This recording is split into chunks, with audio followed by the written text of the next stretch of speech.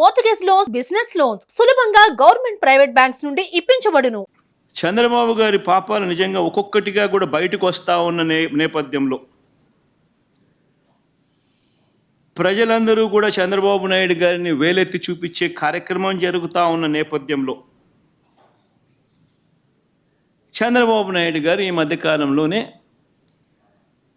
లడ్డూ టాపిక్లో చంద్రబాబు గారు ఎప్పుడైతే ఈ మాదిరిగా చంద్రబాబు నాయుడు గారు ప్రజలు చంద్రబాబు నాయుడు గారు చేసిన తప్పును ఎప్పుడైతే తప్పులు పట్టడం మొదలుపెట్టారో, ప్రజలకు ఎప్పుడైతే వాస్తవాలు తెలియడం మొదలెట్టాయో, అప్పుడు ఈ పెద్ద మనిషి ఏం చేస్తాడు?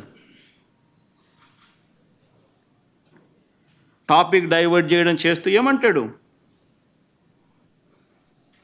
టాపిక్ డైవర్ట్ చేయడం కోసం ఏమంటాడు? డిక్లరేషన్ సర్టిఫికేట్ అంటే ఇప్పుడు నిజంగా ఆశ్చర్యం కాదా? జగన్ ఏమన్నా కొత్తనా? రాజశేఖర రెడ్డి గారు ఏమన్నా కొత్తనా? నా మతం ఏమిటని తెలీదా ఎవరికైనా ఆంధ్ర రాష్ట్రంలో కానీ దేశంలో కానీ?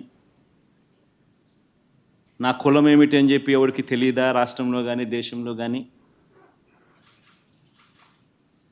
రాజశేఖర రెడ్డి గారు 5 సంవత్సరాలు ముఖ్యమంత్రిగా ప్రతి సంవత్సరం బ్రహ్మోత్సవాలకు వస్త్రాలు నాన్నగారే సమర్పించారు. నాన్నగారు కొడుకునే కదా నేను కూడా తిరుపతికి ఎన్నోసార్లు పోయా కదా ఇంతకుముందు కూడా ముఖ్యమంత్రి కాకమునుపు. అంతెందుకు నా పాదయాత్ర మొదలెట్టేటప్పుడు వెంకటేశ్వర స్వామి ఆశీస్సులు తీసుకొని మొదలెట్టా. నా పాదయాత్ర అయిపోయిన తర్వాత నేరుగా తిరుపతికి వెళ్ళి కాలినడకన కొండెక్కా. తిరుపతికి వెళ్ళి కాలినడకన కొండెక్కి వెంకటేశ్వర స్వామి దర్శనం చేసుకొని తర్వాతనే ఇంటికి పోయా. నా పాదయాత్ర అయిపోయిన తర్వాత, నా 3648 కిలోమీటర్లు నా పాదయాత్ర అయిపోయిన తర్వాత. ఇవన్నీ తెలియవా రాష్ట్ర ప్రజలకు? మన అప్పుడు చంద్రబాబు నాయుడు గారు ప్రభుత్వమే కదా అప్పుడు ఉండింది. అప్పుడు నేను ప్రతిపక్ష నాయకుడినే కదా అప్పుడు. మన ఆయన కళ్ళ ముందరనే కదా వెళ్ళింది, తిరుపతి కొండెక్కింది 2 సార్లు. మళ్ళీ దాని తర్వాత నేను ముఖ్యమంత్రి అయినా 5 సంవత్సరాలు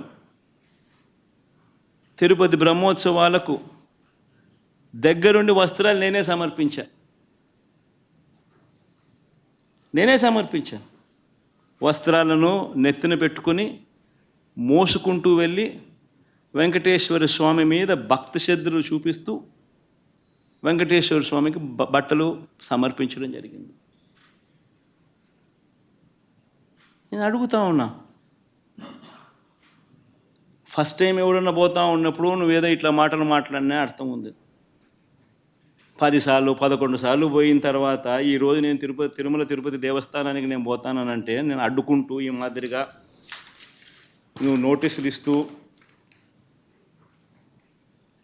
ఈ మాదిరిగా తిరుమల తిరుపతి దేవస్థానానికి నేను పోకూడదు అని చెప్పి ఈ మాదిరిగా నోటీసులు ఇస్తూ ఈ మాదిరిగా మా ఎమ్మెల్యేలకు మా కార్పొరేటర్లకు అందరికీ కూడా ఈ మాదిరిగా నోటీసులు పంపుతూ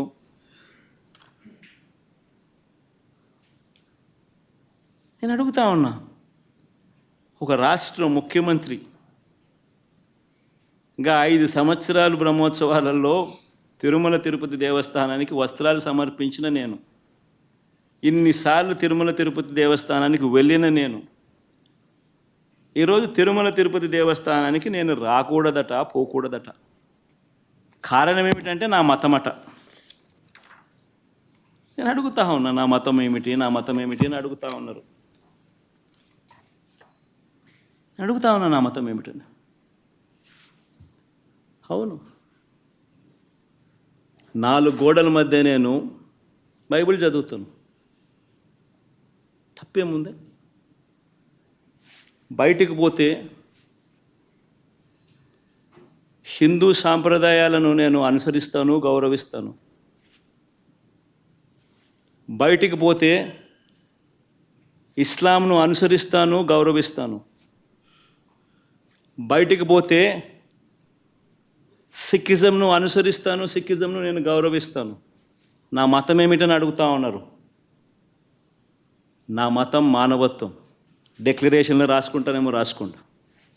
సుమన్ టీవీలో మీ పర్సనల్ అండ్ బిజినెస్ ప్రమోషన్స్ కోసం కింది నెంబర్కి కాంటాక్ట్ చేయండి.